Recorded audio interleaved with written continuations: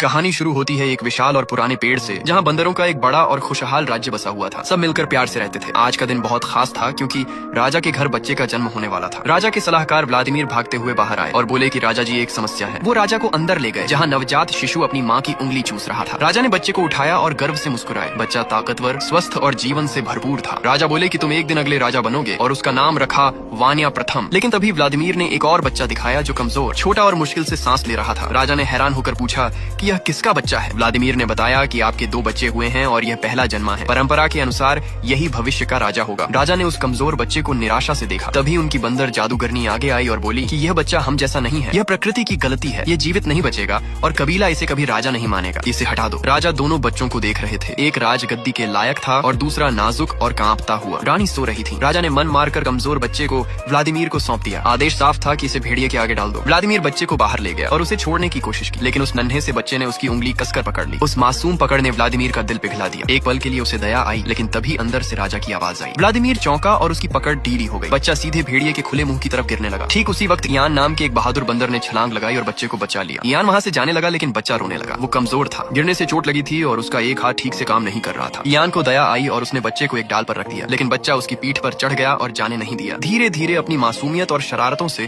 उस बच्चे ने इयान का दिल जीत लिया। इयान उसे अपने बेटे की तरह पालने लगा। साल बीतते गए और वो बच्चा बड़ा हुआ। इयान ने उसका नाम रखा एडवर्ड। दोनों साथ खेलते, साथ रहते। एडवर्ड बहुत होशियार और नई चीजें बनाने वाला था। वो अपने बनाए हुए उपकरण से पानी पीता था और उसने अपने घर को ठंडा रखने के लिए एक पंखा भी बनाया था। एडवर्ड का दिमाग बहुत तेज था। एक दिन एडवर्ड ने देखा कि उसके छुपाए हुए अंजीर गायब है। इयान ने कहा कि शायद एडवर्ड ने खुद ही खा लिए होंगे, लेकिन तभी एडवर्ड ने एक चूहे को अंजीर लेकर भागते देखा। उसने चूहे को पकड़ने की कोशिश की, लेकिन कमजोर हाथ की वजह से बार बार गिरता रहा। यह देखकर इयान को एक आइडिया आया। उसने एक पौधे की डंठल छीलकर उसमें फूंका और एक चिपचिपा पदार्थ बनाया जो चूहे को पकड़ने के लिए जाल का काम कर सके। तभी जंगल में ढोल की आवाज गूंजी। एडवर्ड की आंखें चमक उठी। ये कोको बॉल खेलों का शुरुआती संकेत था, जो बंदरों का सबसे बड़ा टूर्नामेंट था। एडवर्ड ने इयान से गुजारिश की कि उसे देखने ले चलो, लेकिन इयान ने मना कर दिया। वो कई साल पहले कबीले से निकाला गया था। सब उसे पागल समझते थे। इयान बोला कि अगर उन्होंने हमें देख लिया तो मारेंगे। एडवर्ड ने जिद की और कहा कि तुम उन्हें अपना गुस्सैल रूप दिखाओ, डरो मत। लेकिन इयान नहीं माना। तब एडवर्ड ने धमकी दी कि अगर तुम मेरे साथ नहीं चले तो मैं कूद जाऊंगा। कमजोर हाथ की वजह से वो खुद ऊपर नहीं चढ़ सकता था। इयान ने एक पल के लिए अनदेखा किया और एडवर्ड सच में कूद गया। इयान घबराया और उसे बचाने के लिए नीचे उतरा। इस तरह दोनों छुपते छुपाते राजा के इलाके में घुस गए